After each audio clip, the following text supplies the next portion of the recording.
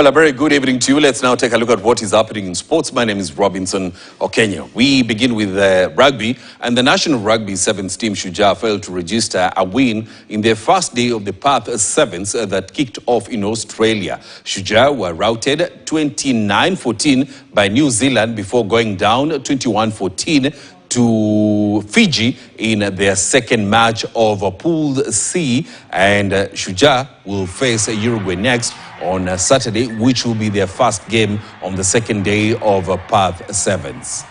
Nigel Peterson. Try your phone now, please. Fantastic. Yes, stand by, There. This is going to be close, I think, to Tish. Advantage, Stephen. Asati, and boy, Samuel Asati, individual brilliance, top shelf in Kenya. 7 tries already on the circuit.